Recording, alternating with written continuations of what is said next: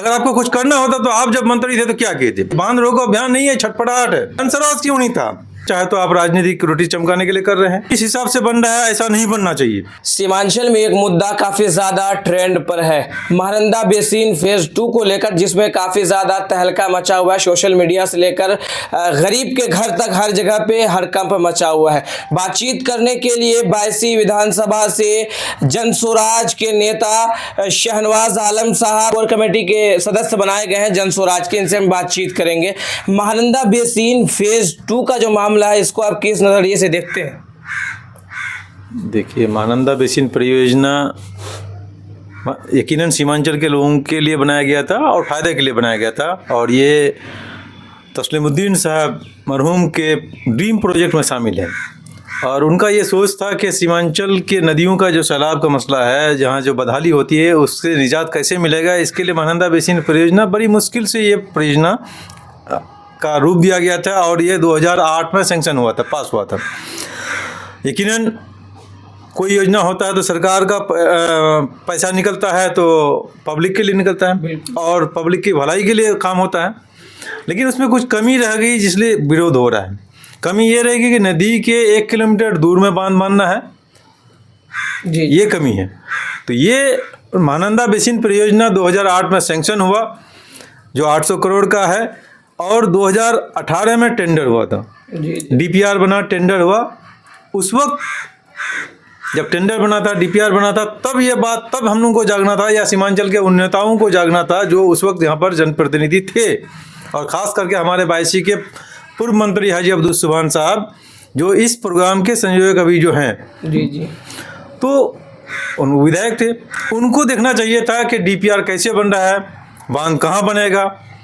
और जब सब कुछ हो गया, टेंडर हो गया, ठेकेदार जिस हिसाब से टेंडर डीपीआर है, ठेकेदार उसी काम करेगा। अब जब नोटिस आ गया है सबके पास, तो अब ये हल्ला गोल करते हैं। तो जब सब कुछ खत्म हो गया है, तब अब नोटिस हल्ला करने से क्या होगा? क्या आप रोक देंगे इस तरह से करके? क्या रोक मुमकिन है? तो कहीं से नहीं लगता है कि ये रोक पाएंगे, क्योंकि काम शुरू से चल रहा है। दक्षिण साइड से भी बांध होना शुरू हो गया है, नोटिस हो गया है, फंड रिलीज हो गया है।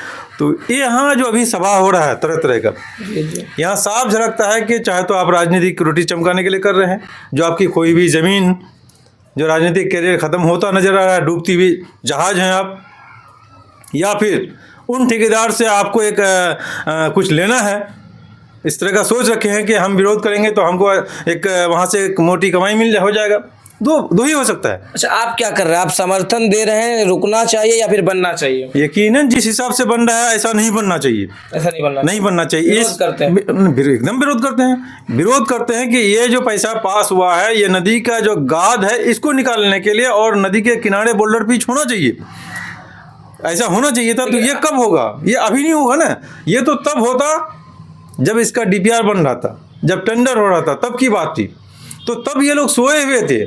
आज जितने मंचासीन नेता लोग आ गए थे यहाँ पर, तब सोए हुए थे सब लोग। लेकिन जब इतना बड़ा आम सभा हुआ, अगर आप विरोध करते हैं तो उस आम सभा में आप मौजूद नहीं थे। आम सभा एक आदमी के द्वारा प्रायोजित था, जिनको खुद 22 में अभी दोबारा जिंदा होना है। एक बार बांध रोको संघर्ष समिति बनाया है, उस समिति में वो ऑल इन ऑल अकेले हैं। वो जिनको चाहेंगे वो रखेंगे, जिनको चाहेंगे नहीं रखेंगे। यकीनन कोई प्रोग्राम होता है तो पहले बहुत सारा प्रोग्राम, मीटिंग वगैरह बना होगा, समिति में बहुत सारे लोग होंगे। तो पता नहीं कौन है इनके समिति में, किनको लेके किए, तो उस तरह से हमको नहीं कहा गया, इसलिए हम नहीं गए वहाँ पर। सक्सेस आपको लग रहा है कि होगा ये आम सभा? इतना बड़ा आम सभा हुआ, उसके जरिए से रुक जाएगी कि कोई भी सरकारी स्कीम का पैसा जब टेंडर होता है तो डीपीआर में जैसा लिखा हुआ ठेकेदार वैसे ही काम करेगा ना। और किसी भी काम को करने के लिए जब ठेकेदार को दिक्कत होता है, आपके गाँव समाज में हर जगह देखते हैं कि कहीं भी कोई नेता खड़ा हो जाता है किसी, तो ठेकेदार उसको मैनेज करता है। यहाँ पर इसको बांध रोकने का प्लान नहीं है, ये प्लान सिर्फ ठेकेदार मैनेज करना है। ठेकेदार मैनेज करना है कि हम ज़्यादा चिल्लाएंगे तो ठेकेदार हमको मैनेज करेगा।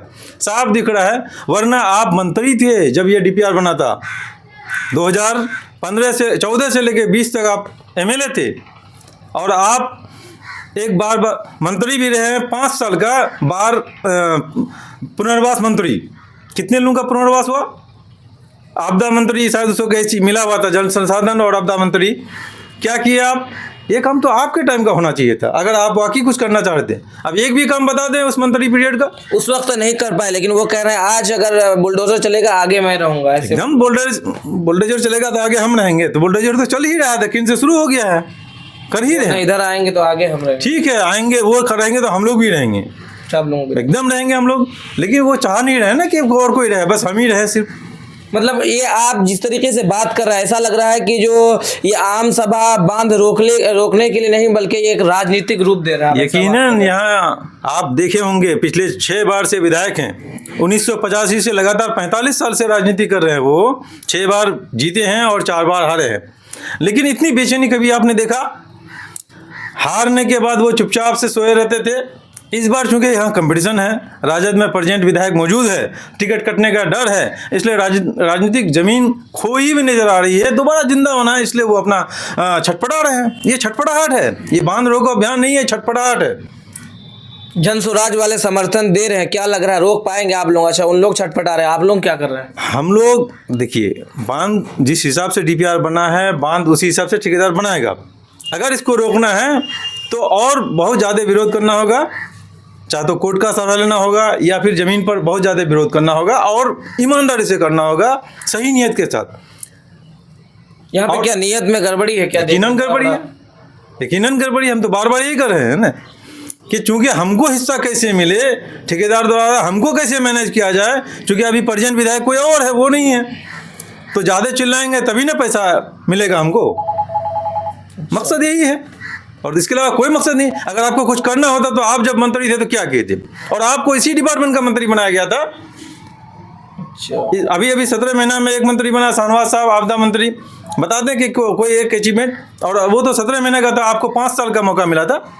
5 साल में कुछ 5 साल था। ये आप उनके चरिया पंचायत में जो NH में एक पुल टूटा हुआ 2017 से, और आप उसको मिले थे, आज तक वो पुल नहीं बना है अभी तक। अब नहीं बना। सैकड़ों लोग यहाँ मर चुका है, क्यों नहीं हुआ?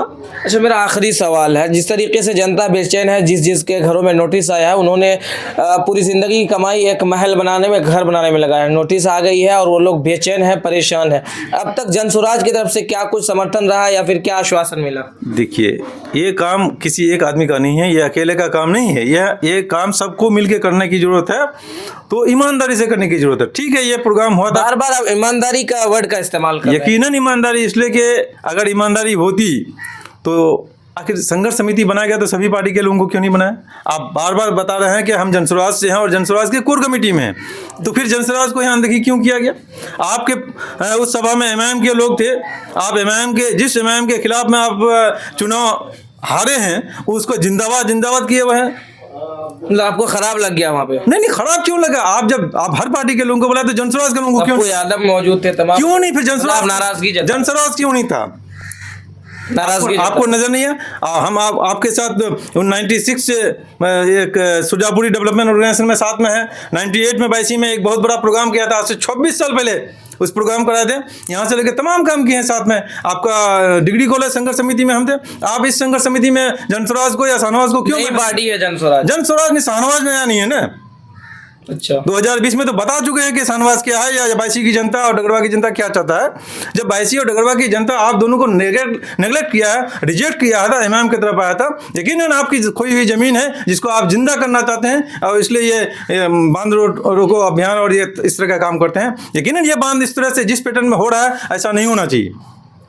बांध नदी के किनारे में होना चाहिए या बोल्डर पिचिंग होना चाहिए, और नदी के गहराई को, गाद को निकालना है, इस तरह का DPR बनना चाहिए था।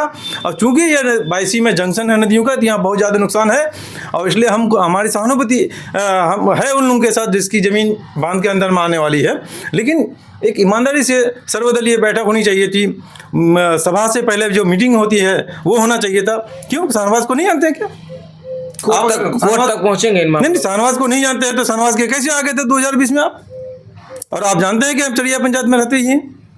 जी। तो आपका क्या नियत बता रहा? आपको तो इस पार्टी में, यहाँ पर हम सरकारी पार्टी का आदमी नहीं है, हम जदयू BJP का तो नहीं थे, आप नहीं रख रहे हैं, लेकिन हम इसमें साथ हैं। जहाँ तक अगर इस तरह का होगा तो हम साथ देने के लिए। कोर्ट तक पहुंचेंगे? लेकिन आपको पता है कि ये मामला सिर्फ इंडिविजुअल नहीं है, ये काम अकेले नहीं हो सकता, सर्वदलीय सभी पार्टी के लोग 22 की जनता सबको मिलकर करना पड़ेगा, तभी होगा। चलिए, बातचीत हुई क्योंकि जिस तरीके से महानंदा बेसिन फेज 2 का जो नोटिफिकेशन सबको फटाफट नोटिस मिल रहा है, जिसकी वजह से लोगों की जो बेचैनियां है वो बहुत ज़्यादा बढ़ चुकी है।